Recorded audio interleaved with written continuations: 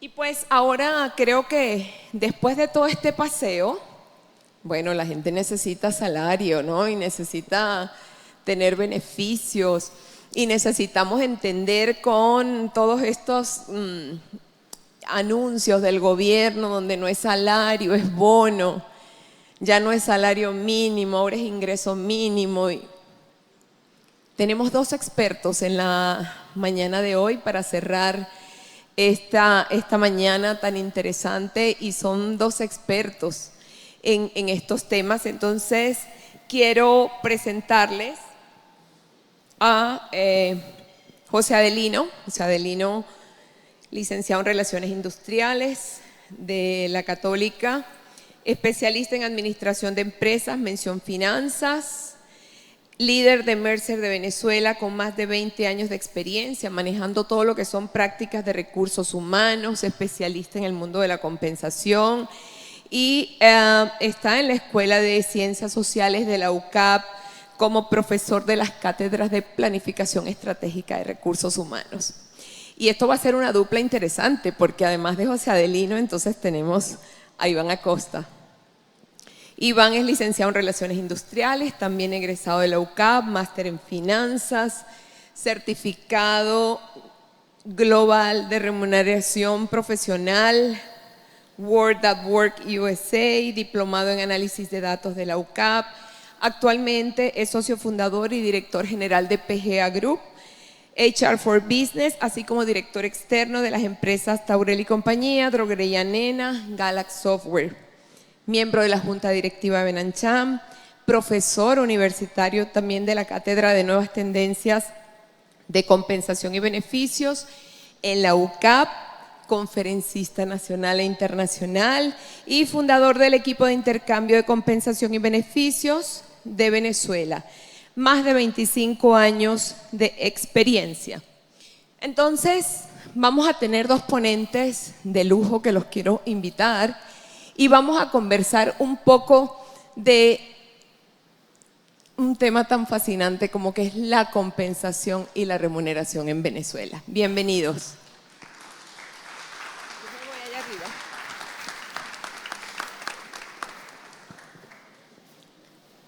Voy a tener el lujo de acompañarlos allá. Ayúdame porque yo creo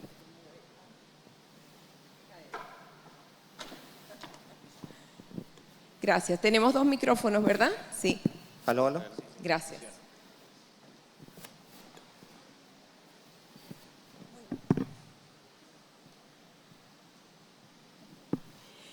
Bueno, vamos entonces a ver, a conversar, a debatir un poco. También vamos a dejar sé que hay aquí, sí, van a haber preguntas y respuestas de este lado, sin duda. Entonces, vamos a comenzar un poco entendiendo esto que acaba de pasar con los anuncios presidenciales. Y vamos a ver... estamos en la puerta de una desalarización, Iván, estamos en puertas de no tener salarios como factor de pago en Venezuela, sino una serie de beneficios que nos puedan llevar a que haya un ingreso integral, pero que al final esto tiende a destruir el concepto de prestaciones sociales en Venezuela.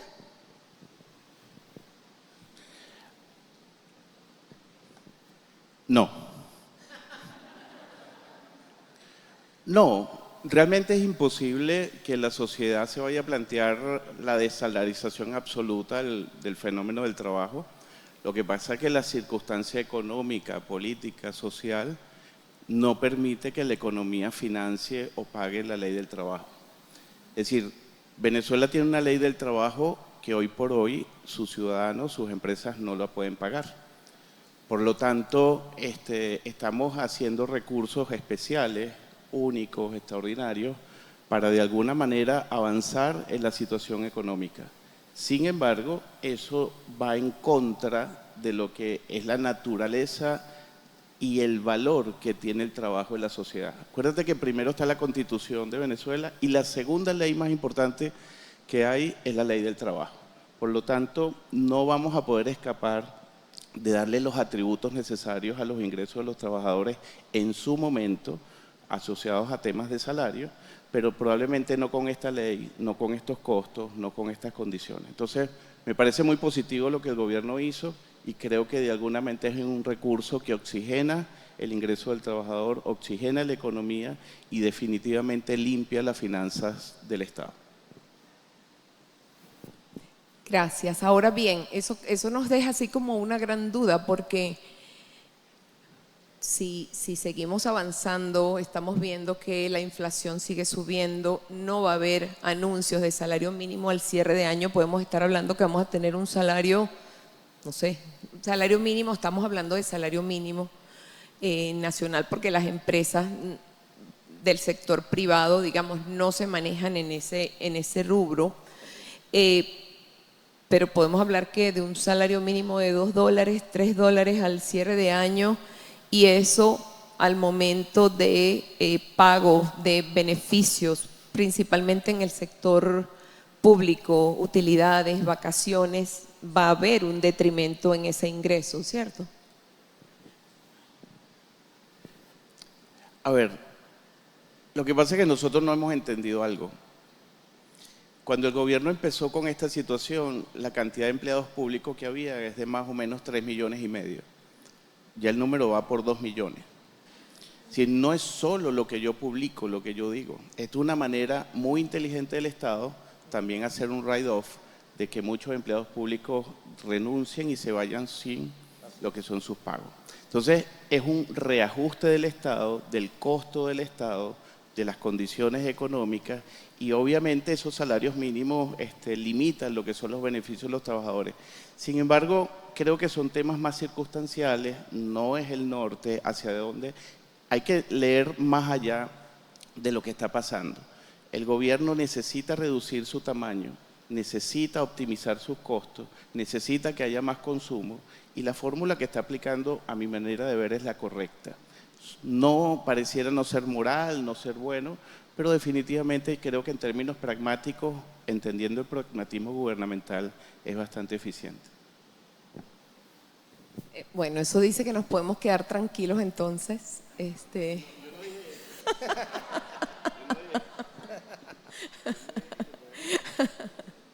Bueno, no nos vamos a quedar tranquilos, pero por lo menos nos da así, como diciendo, es circunstancial.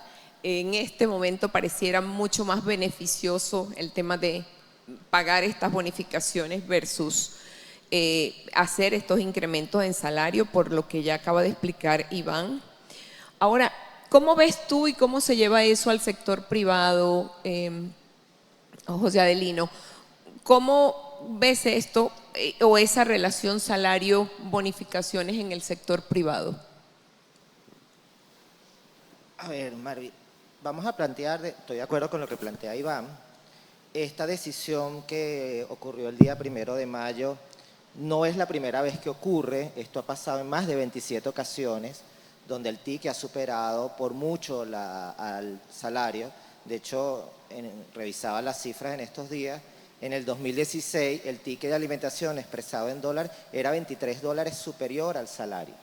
O sea, que no es la primera vez que pasa, por lo cual tampoco fue una estrategia que a todos nos debería haber sorprendido el anuncio del Estado. Efectivamente, todo el mundo quería un aumento del salario mínimo, es normal, la gente quiere ganar más, es lógico, la situación económica que nos planteaba Luis Oliveros hace rato es esa realidad.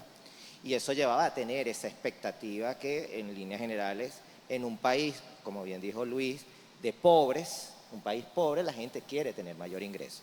De ahí viene porque, además de tener el trabajo formal, que planteaban del 45%, para algunos es el 50%, la gente tiene hasta 2 y 3 trabajos. O sea, yo se los he dicho en varios foros donde he estado, la gente está trabajando en más de un sitio, incluso en el sector privado. O sea, pregúntenle a sus trabajadores y vean lo que hacen. Desde el que vende la tortica en la oficina, que le lleva, hoy traje torta, tengo esto. Esa gente está buscando un ingreso porque no les está alcanzando. Y eso nos lleva para retomar tu pregunta, Marvi, a que no van a desaparecer los bonos en el corto plazo. Las bonificaciones las vamos a seguir teniendo y por lo menos en mi mejor escenario yo no las veo sino hasta después de las elecciones. Es el evento electoral el que va a marcar el cambio del rumbo de la compensación de esta Venezuela, porque se van a dar varios fenómenos ahí.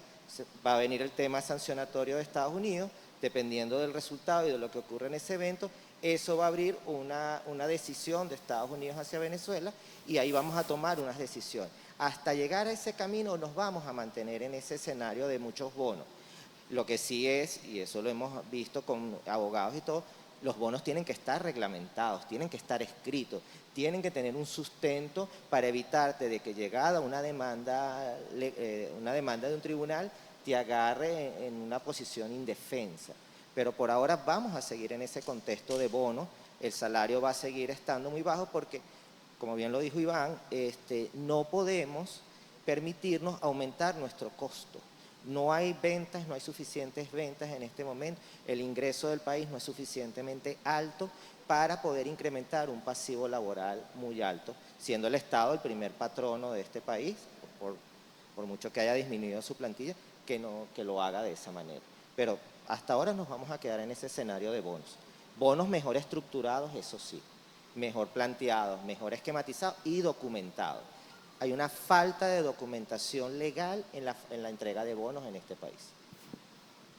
Fíjense que entonces, pues, vamos a continuar en este mundo combinado de bonos, salarios.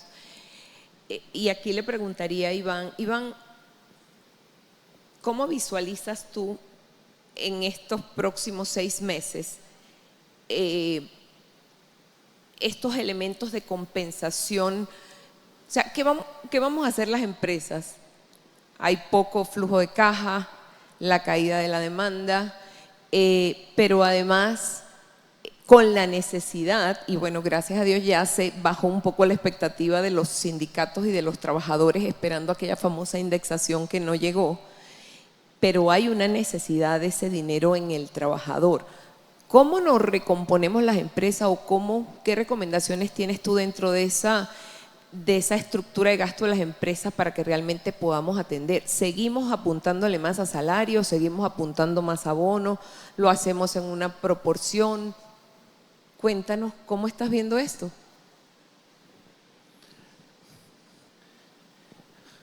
Bueno, muy fácil. Nosotros, ninguno de los que estamos aquí sentados sabemos cómo administrar salarios en 3 condiciones. Con baja inflación, con un tema económico lento y con unas necesidades de ingreso de las personas en un nivel importante, donde hace falta complementar los ingresos, donde no es suficiente, mi condición salarial no es la óptima. ¿Qué significa? Venezuela administrarse con baja inflación supone uno de los retos más importantes que nosotros hemos imaginado. No vamos a tener el beneficio del gobierno emitiendo en teoría dinero si la inflación es baja, la devaluación va a ser menor, los costos de labor van a ser más grandes.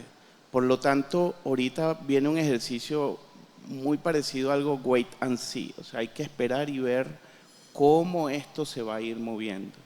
Creo que el hito electoral nos confunde un poco a largo plazo.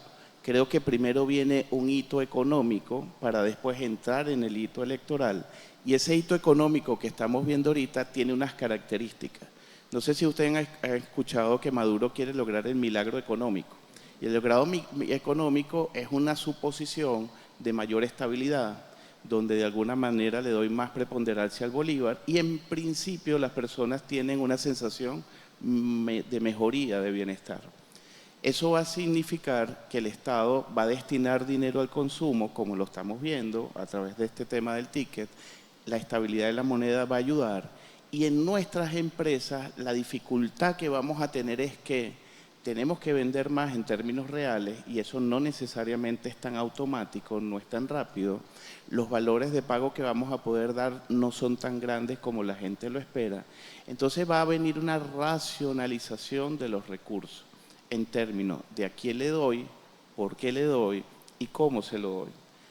esto es inédito. Nosotros estamos acostumbrados, bueno, muévelo, muévelo, muévelo. Eso no va a poder seguir siendo así, de esa forma, porque realmente las empresas van a tener que tener dólares verdaderos para poder transferirlos a lo que son sus masas de trabajadores. Es algo muy complejo, no estamos acostumbrados. Yo no sé si ustedes se acuerdan cuando uno dice, cuidado con lo que sueña, cuidado con lo que quieres, con lo broma.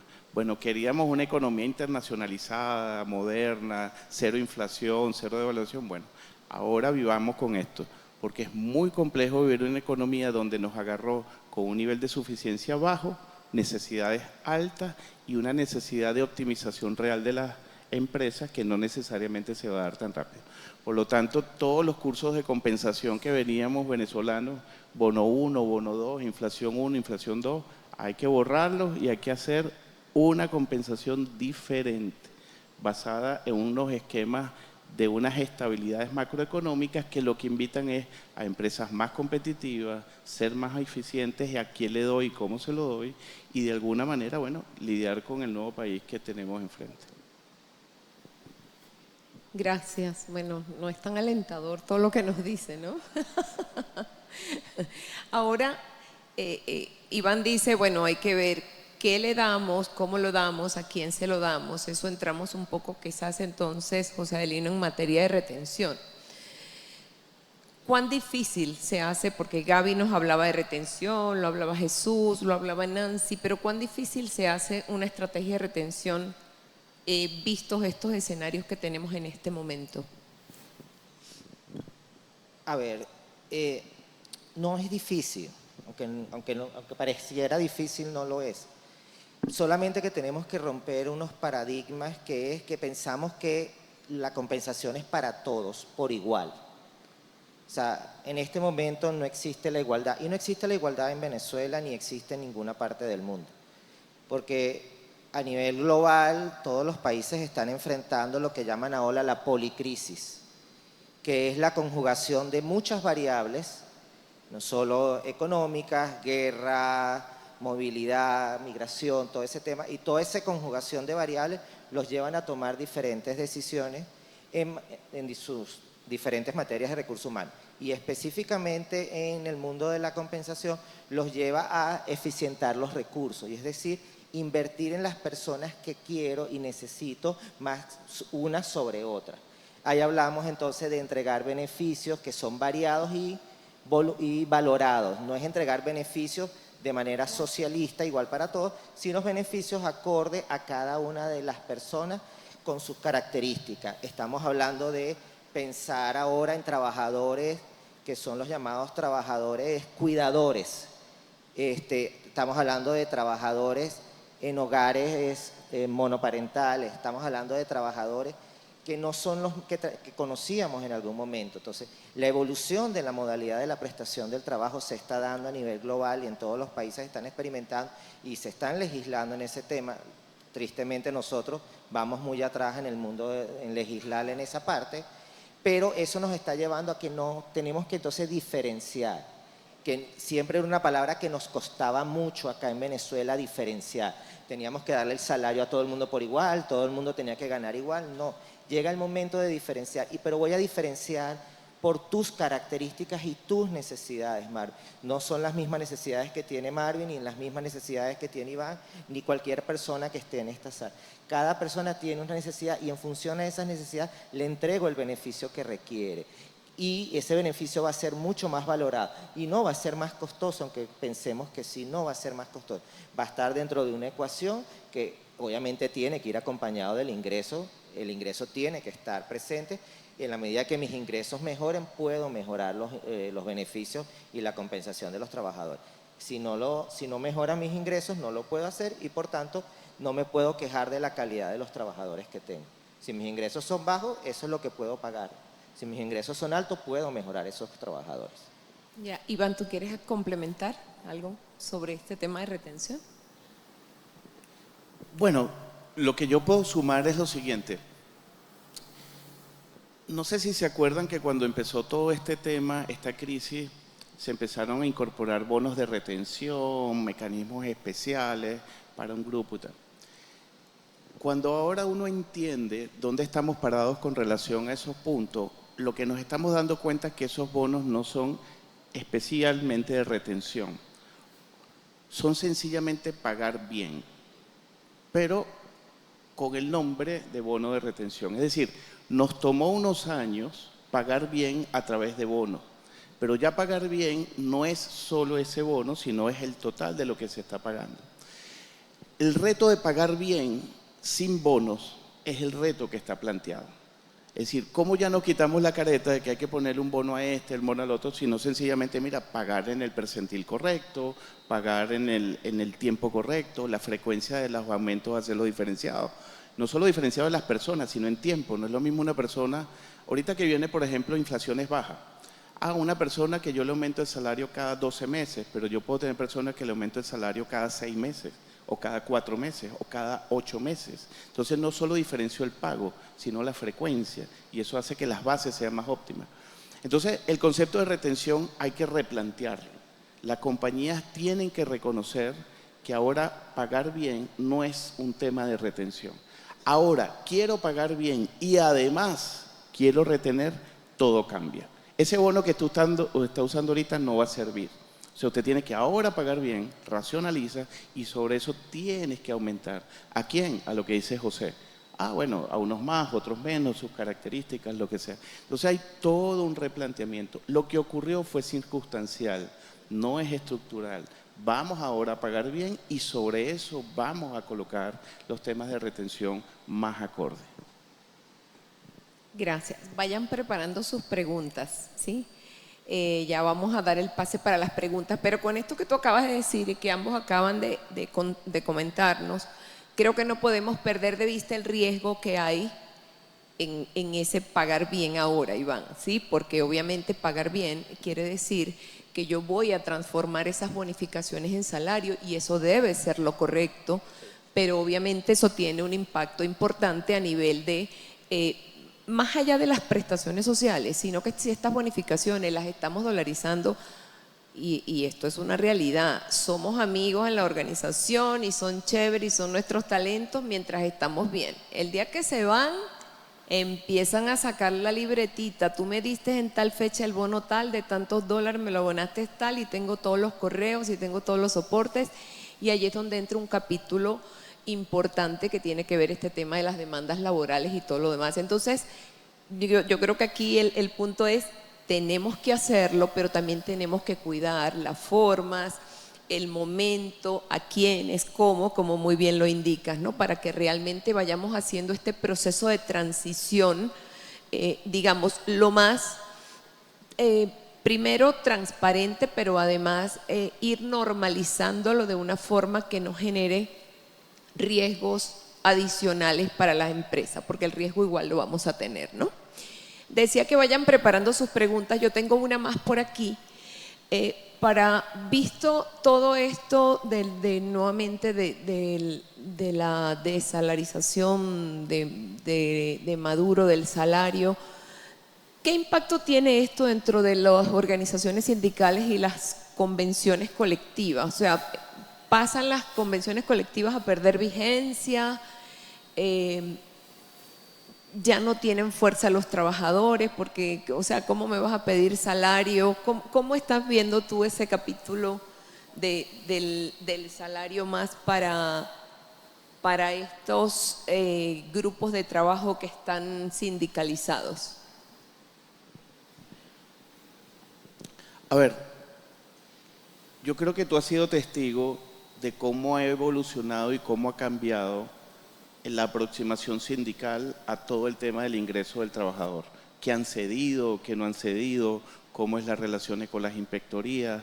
¿Cómo ellos incluso se plantean la frecuencia, los valores, la intensidad de lo que reciben? Eso no va a cambiar.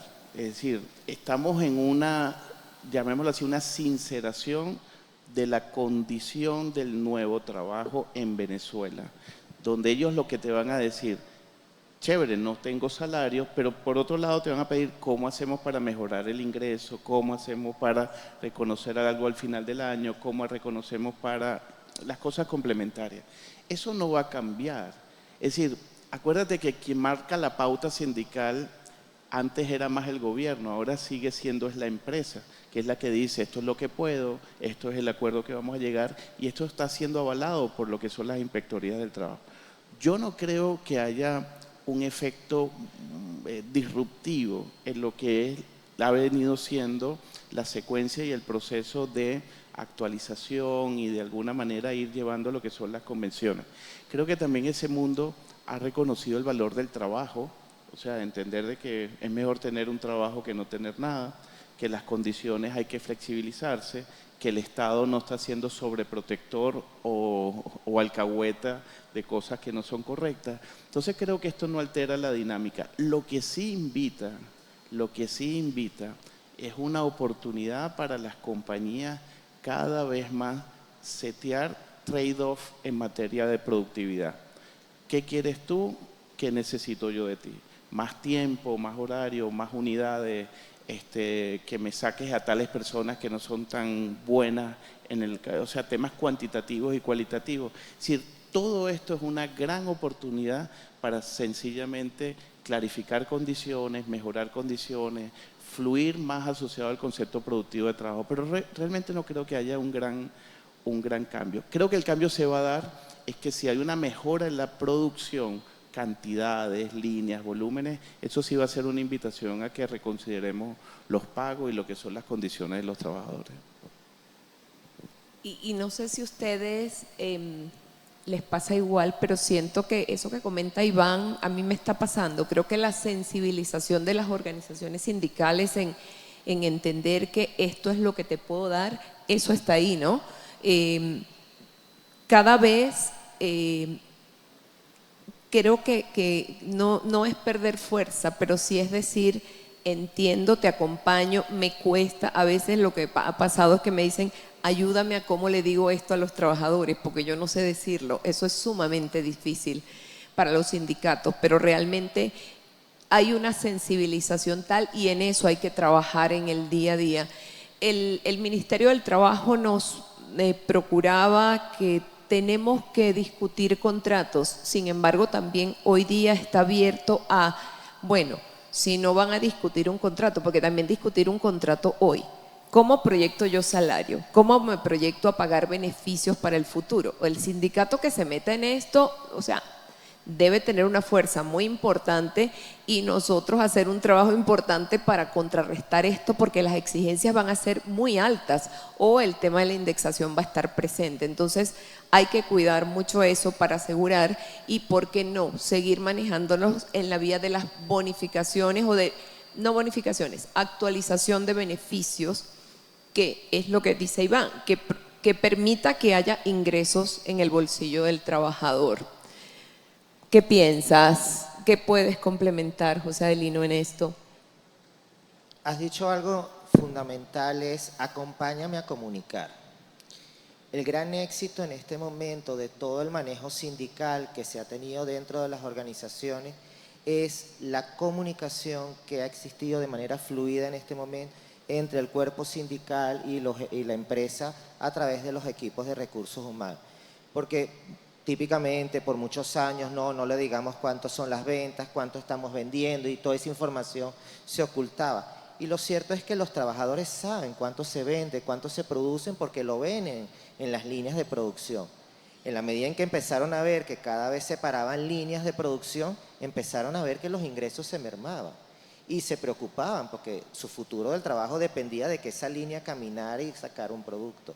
Entonces, comunicar y ser transparente con el sindicato en ese momento ha hecho que tengamos una muy buena relación en este momento, las empresas y los sindicatos, y que ellos ayuden a construir y comunicar el mensaje. Mira, no se pudo, sí se pudo. En este momento, con el cambio del ticket de alimentación, donde algunas organizaciones optaron no por dar los $40 sobre el valor de los 45 bolívares que estaba pautado antes, sino que decidieron trasladar parte de ese ingreso de otra bonificación que tenían, porque no tenían el ingreso, muchos trabajadores acompañaron ese discurso, lo aceptaron porque han visto mermadas las ingresos y dicen, prefiero eso a quedarme sin trabajo, porque en este momento quedarse sin trabajo es muy complicado porque ha caído mucho la demanda de búsquedas de empleo en todos los niveles, no solo en los niveles operativos, en todos los niveles ha caído mucho la demanda. Entonces la gente está tratando de cuidar su trabajo. Va a venir su proceso porque en una situación normal de país tiene que existir un cuerpo sindical colegiado con una convención colectiva, porque eso es lo que hace que funcione la dinámica económica de un país. Pero todavía no están dadas las condiciones en este corto plazo. Mediano plazo veremos. Gracias, súper. Bueno, vamos entonces a ver las preguntas. ¿Quién tiene preguntas? Alberto, ¿hay preguntas?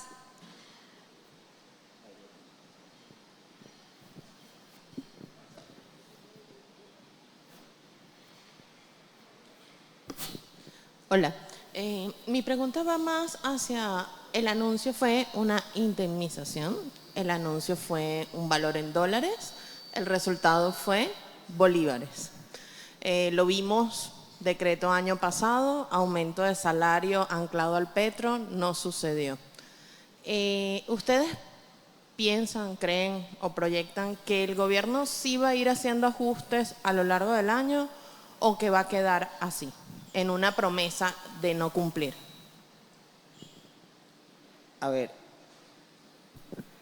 el anuncio decía que se iba a indexar, efectivamente, eso fue la declaración de Maduro ese día y después de los diferentes voceros del gobierno. Sin embargo, la Gaceta, que todavía no ha aparecido, hay una Gaceta circulando, pero en el sitio oficial de la Gaceta no está esa Gaceta todavía publicada. Habla de que el gobierno va a sacar un decreto cada vez que ajuste el ticket, pero asimismo coloca el artículo donde se tiene que ir a la tasa del Banco Central de Venezuela. Entonces, esa línea entre ese artículo que dice que va a sacar un decreto y ese artículo que habla de la tasa del Banco Central de Venezuela, hay algo que se pierde en el camino.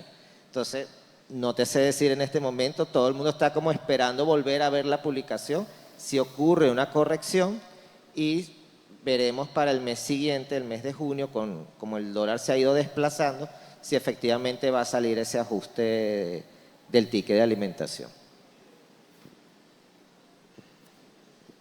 ¿Cómo estás, Gaby? ¿Te dieron permiso de Valencia? Qué bueno. Miren, ustedes no han escuchado las noticias recientes que Maduro habla de la desdolarización del mundo. Eso se traduce en venezolano a la bolivarización de Venezuela. Es decir, quiero desdolarizar el mundo y quiero bolivarizar Venezuela. Para bolivarizar Venezuela necesitas, $1 para que el bolívar valga. Entonces, eso explica por qué cada vez están inyectando más para ver si pueden mantener el tema de la tasa. 2, necesitan que el bolívar valga algo, tenga sentido. Y la única manera de hacerlo es que, de alguna manera u otra, sean fiel a un cierto mecanismo de indexación que haga que tenga sentido esa desdolarización del mundo y esa bolivarización de Venezuela. Porque de nada sirve que todo este esfuerzo que estás tratando de optimizar la capacidad de compra del bolívar, tú lo deshagas diciendo que, bueno, anuncié 40 y terminó siendo 5. Porque al final pierde el efecto, que es lo que ellos quieren transmitir o quieren procurar, que las personas y la economía migre a los bolívares. Eso es lo que está de fondo. Entonces, el punto más que salarial o más que sindical o más que laboral es un punto económico, político, que hay que entender bien cómo se va a manejar. Todo lo que para ellos represente fortalecer el bolívar como referencia de valor y que de alguna manera tenga valor de intercambio, va a ser positivo en su plan de milagro económico. Entonces, estemos atentos, porque yo creo que lo que hay que leer es un poco más eso que efectivamente lo que puede decir la Gaceta o lo que se quiere manejar. Gracias. ¿Alguna otra pregunta? Está muy calladita esta audiencia el día de hoy. O está muy claro, la verdad no me queda duda que estos dos señores explican claramente. Ah, exacto, quizás. A ver. No, la pregunta es cómo ustedes están viendo lo que viene en estos 7 meses. ¿Mejor, peor, más complicado, más difícil, más abundante? ¿Cómo lo estamos viendo? Porque en función de cómo lo veamos también juega mucho lo que vayamos a hacer. O sea, ¿quién aquí es optimista? Mira, ve, tú estás hablando de una audiencia pesimista. Bueno, no. Ah, bueno, pero levanten la mano, pues. Optimista. Ajá, ¿por qué son optimistas? Porque vivimos en Venezuela y todo el que vive en Venezuela es optimista por naturaleza. ¿Ah?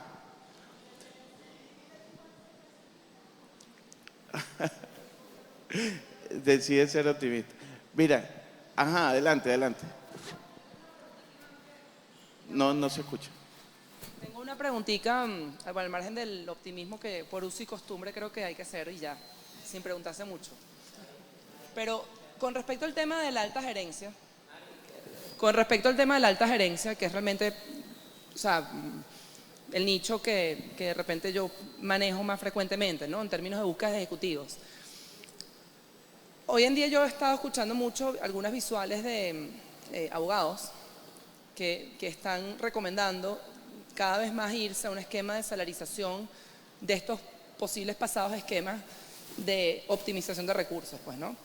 Y mi preocupación va más por la vía de esa delgada línea entre que la alta gerencia sea realmente competitiva en un proceso de salarización de los 200.000, de los 150.000, de los 250.000, de los 100.000, que hoy en día ganan obviamente el 80% pagado afuera y que no tienen ningún tipo de asidero, digamos, no nada más a nivel de temas de prestaciones o laboral, sino también a nivel de impuestos, que es como también dentro de mis preocupaciones, pues, ¿no? Porque si salarizas la mayoría de esas compensaciones, obviamente te vuelves también muy poco competitivo contra el mercado que no lo está haciendo en frecuencia. Y quería un poco la opinión de ustedes en ese target, qué está pasando y en dónde se ven quizás en 2, 3 años, cómo vemos las proyecciones, pues, ¿no? A ver, ¿cómo lo veo yo? Es mi opinión. En materia legal, si tú te vas al tema jurisprudencial, a toda esta, o no sé, al tema de la normativa, cualquier cosa que tú le des a la gente basado en una relación de trabajo, de una prestación de un servicio, dáselo mensual, no mensual, trimestral, tiene que ver con la ocasión del trabajo y todo eso es salario. O sea, es que eso no hay discusión. O sea, yo no sé, y yo sé que hay abogados, es que no es un tema de descubrir el agua tibia, eso no es el problema. El problema es económico, el problema es financiero.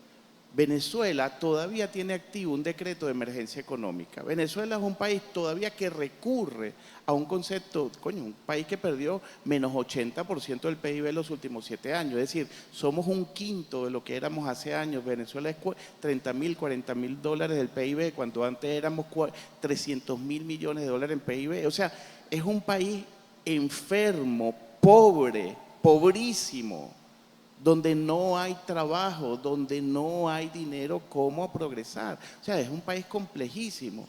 Ay, tú pretendes que eso, el poco empleo que haya, sea el más costoso de Latinoamérica por las implicaciones que tiene desde el punto de vista jurídico. Eso es una contradicción y el gobierno lo que está reconociendo es no se puede pagar. No lo puedo pagar yo, gobierno, que en teoría solo almighty, puedo todo. ¿Lo van a poder pagar las empresas privadas?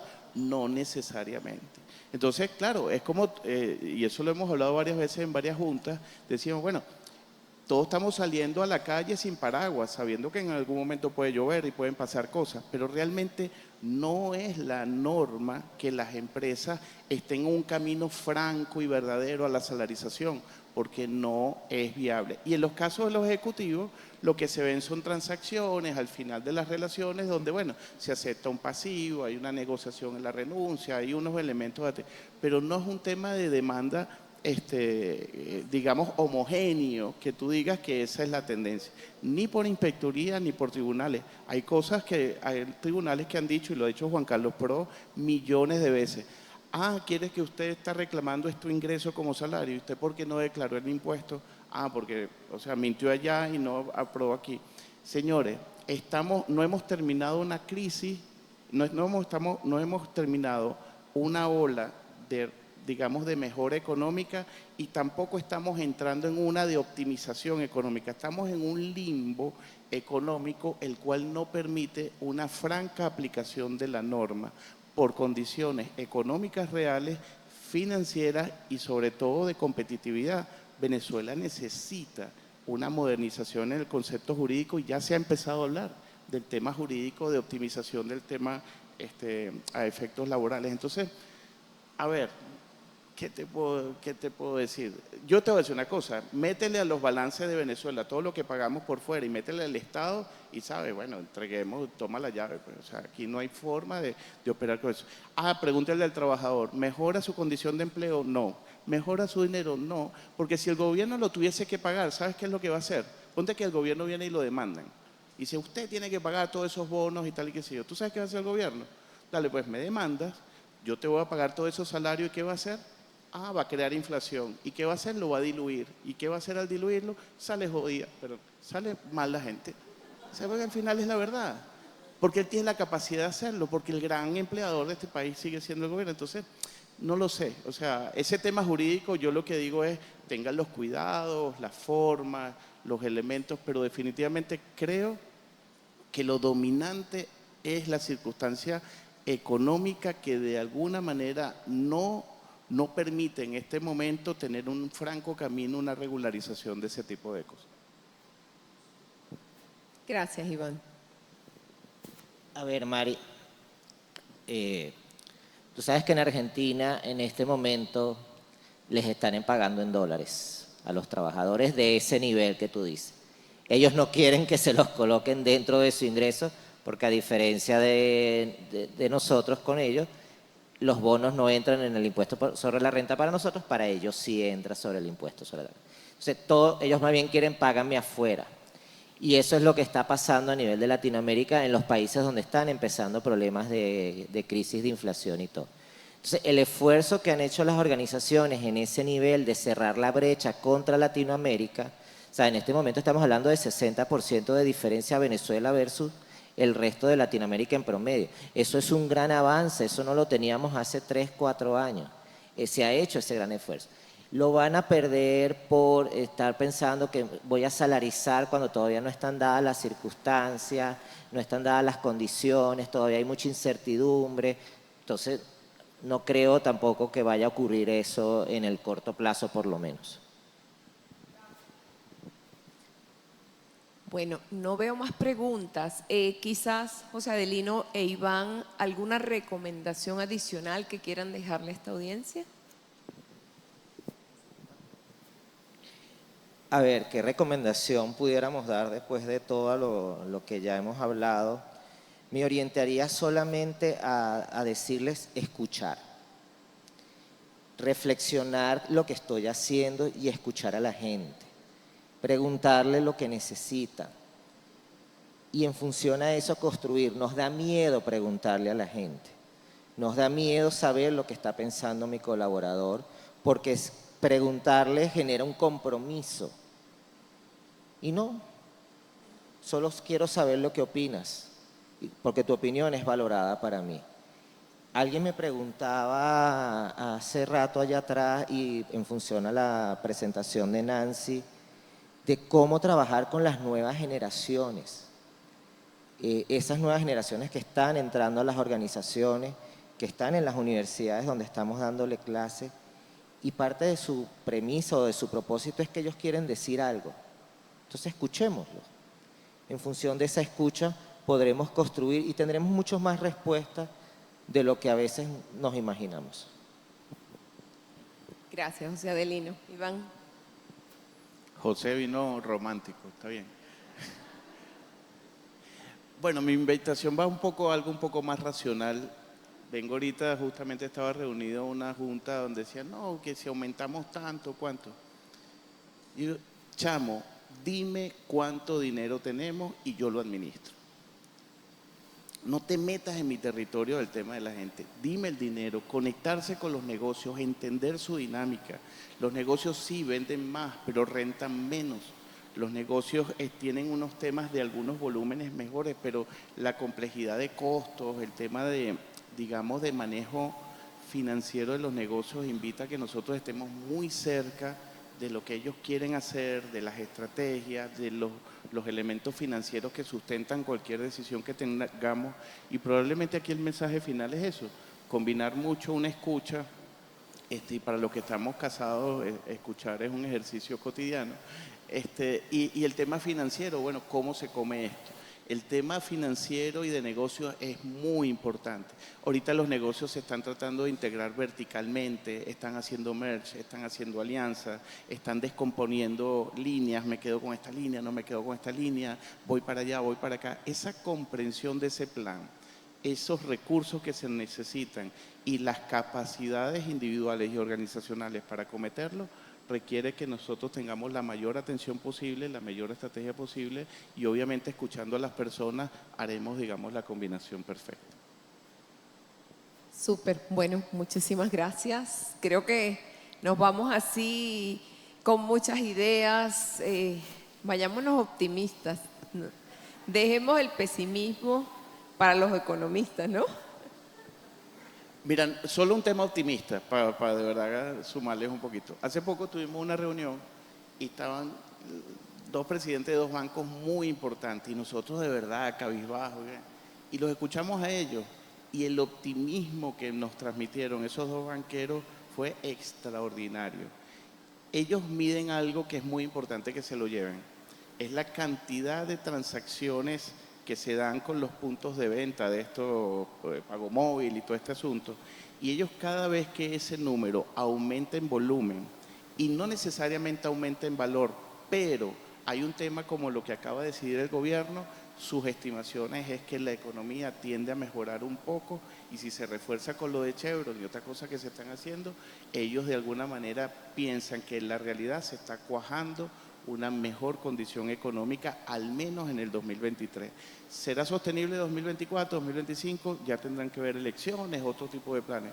Pero estamos a las vísperas de alguna manera, de una condición favorable en términos económicos que se está gestando y ahí es donde tenemos que aprovechar las oportunidades que nos brindan. Súper. Entonces nos vamos optimistas de aquí, llenos de información. Muchísimas gracias, José Adelino. Iván, gracias. Quiero invitar a Alberto para el cierre y por favor que nos tomemos una foto para dejar a la historia y después que nos podamos reunir a ver esta misma audiencia, a ver qué pasó al cierre de año, ¿no? Porque esa es la gran expectativa, ¿qué va a pasar? Muchísimas gracias a todos por asistir. Alberto, te dejo para el cierre. Muchas gracias, Marvin. Gracias a todos los presentes. Por favor, les agradecemos llenar la encuesta de satisfacción una vez concluido el evento. Agradecemos a nuestros patrocinadores Fedal Alimento y Cesta Ticket por acompañarnos. Asimismo, gracias a ustedes por preferir una vez más los eventos de la Cámara. Les invitamos a seguirnos en nuestras redes sociales y entrar en la página web de Benamchan para los próximos eventos. Muchísimas gracias y feliz día. Gracias. Vamos a...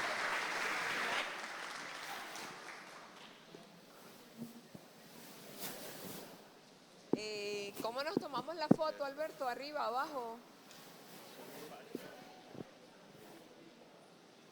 Bueno, unos arriba, otros abajo.